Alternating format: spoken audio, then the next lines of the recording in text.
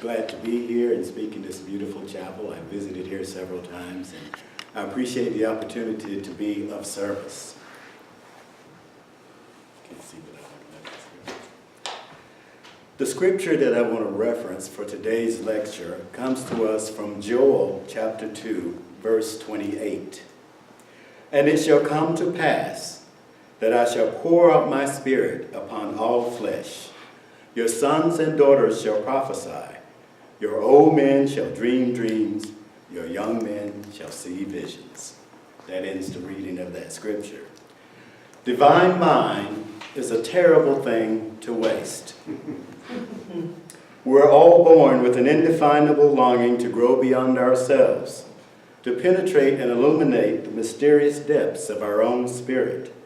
The idea and pursuit of perfection is literally seeded into our soul. It pervades our very being. It is a miraculous event in our lives when we come to realize the timeless truth of ourselves, our true nature, that we are an expression of the Almighty. Embracing this truth will enable us to move beyond those conflicting forces that are woven into our path of progression. For there are many distractions in this world. The battle for your consciousness is fought in your own mind, where positive and negative thoughts jockey for first place and attention. God is forever calling us out of the wilderness of doubt and confusion to understand our true purpose, that we are co-creators with divine mind. The Creator lives within its creation. Divine mind creates. Divine mind is the source, the creative energy of all life. It is consciousness at the highest vibration. We, on the other hand, are individual units of consciousness in an embryonic state of unfoldment. The first step is awareness of your spiritual nature, that we are spiritual beings having a human experience, not human beings having an occasional spiritual moment. We're expressing ourselves through this physical body. Having this awareness and understanding should be empowering to each one of us, because greater is the power that is within you than the power that is within the world, and that is the wisdom of divine intuition. Intuition can be described as a gut feeling or a knowing. It is something that is known without proof or evidence. It's like a premonition or a sixth sense. Clairgnosis. Clairgnosis simply means clear knowing. It is the ability to understand something immediately without the need for conscious reasoning. It is an instinctive feeling. We have many names for this. It was once called a woman's intuition, your higher self, your guardian angel, or your right mind. And to quote Dr. Wayne Dyer, if prayer is talking to God, then intuition is God talking to us. Gandhi is quoted to say, God speaks to us daily, only we don't know how to listen. And the inspirational writer Mona Schultz seems to agree with Gandhi when she writes, the divine consciousness speaks to our human consciousness, offering us quick, keen insights into the problems of everyday life and suggesting potential solutions through the language of intuition, the language of the soul. The inner voice of guidance has spoken to each one of you this very day, this very moment, this morning, whether you acknowledged it or not. That internal dialogue that we have with ourselves and we don't pay a lot of attention to it. Our life's experiences sometimes take us out of our comfort zone. They challenge us to take action. We come to a fork in the road and we have to make a decision. Maybe you're struggling with, whether you should change a job or not, or you're contemplating moving from one place to the other, or maybe just looking for spiritual insight. Whatever the lesson you encounter, the answer is within you. As you listen for guidance on a daily basis, you'll find yourself being given one step at a time. Your intuition will never give you more than you can handle. The answer may come through the inspired ideas, or an image may pop into your mind, or a sudden flash of insight that offers new and creative direction for you to pursue.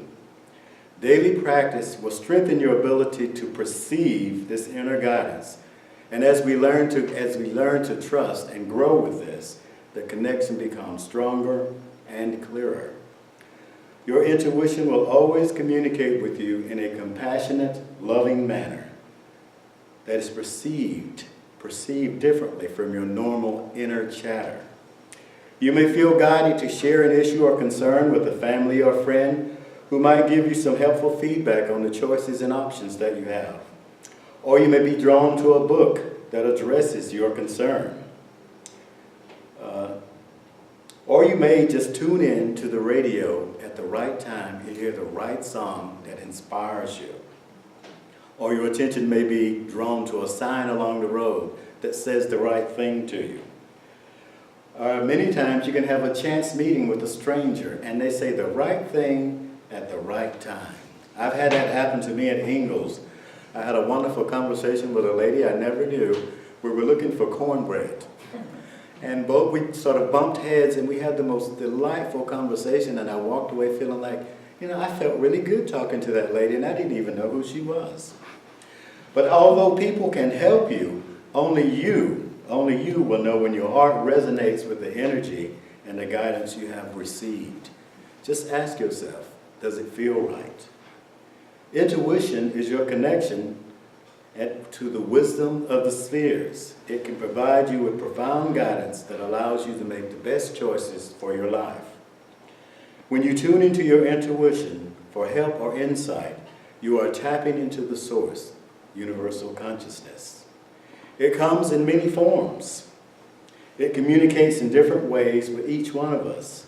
Some of the ways intuition makes itself known to us is through the small, soft voice.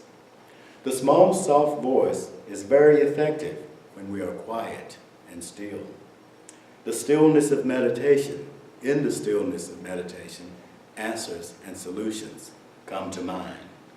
Also in our dreams, you can receive a wealth of guidance when you learn to ask for intuitive insight from your dreams.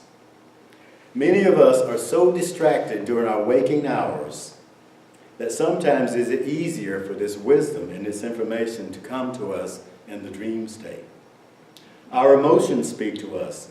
Intuitive information often comes through our feelings and emotions as well. You may simply feel right about something, or you may have an energy of uneasiness about an individual or a situation. It's just paying attention to what you're feeling. Physical sensations. You may find that your body feels heavy if you've made a decision that's not in your best interest. Or your body may feel light if you feel good about what you've done. And then there's that instant knowing. You may receive a sudden flash of understanding, and the answer may seem obvious, yet moments before you were still confused and unsure. That's called the eureka effect. All of a sudden, you get it. You know what you have to do. And then there are symbols. Intuition often comes to us in symbolic images. In your mind's eye, you might perceive a rocky road if you take path A, or a smooth, well-paved road if you take path B. Also, coincidences and synchronicity. It has been said that coincidences are God's way of remaining anonymous. When you experience frequent synchronicity, you know that your intuition has led you in the right direction. While I have always wished that intuition would proclaim itself in a loud voice and, Randy, this is exactly what you need to do. But it doesn't. It is soft, it's gentle, and it whispers from the seat of the soul. When you begin to function and operate in the realm of intuition, you automatically move to the next level of your development. Confident living. The ability to listen and trust in your own power, your own intuition, enables you to move with ease and freedom through this life. By listening to your intuition, you protect yourself from unnecessary pain or harm. Just remember that whenever the element of frustration enters into any part of your life, it is the sign that you are looking outside of yourself for answers. The way to eliminate that frustration is by getting quiet, closing your eyes, breathing, calming yourself down, and turning inward to that quiet, still place where guidance is clear. An example would be if you're dating someone and there is an uneasy feeling about him or her, your intuition is speaking up. If you choose to ignore it, then you are responsible for the consequences that might come about, because we all have free will. You may say to yourself, I had a strong feeling I should not have gone to that place, but I went anyway. Or that you didn't feel comfortable signing a contract with someone, but you signed it anyway. When intuition is ignored or passed by, a deep sense of anxiety sets in, and you hear the echo of intuition saying, I told you so. Once you get in the flow and start paying attention to your energy, the feelings, the senses, and the thoughts, you will begin to trust your intuition more and find joy in the journey of life. The scripture reminds us that although we are bound in these garments of flesh, that it is the breath of God, the Spirit of God, that we live and move and have our being, for the express purpose of growth and progress. Through our life's experiences, we raise our vibration, we expand our consciousness, we unfold on this path of discovery, awareness, and realization, leading to enlightenment. So remember to take a few moments each day to turn within, to be still and quiet, and tune into that divine guidance, that font of wisdom that comes from the center of your being, and put your trust in knowing that the internal navigator will never fail you. Amen.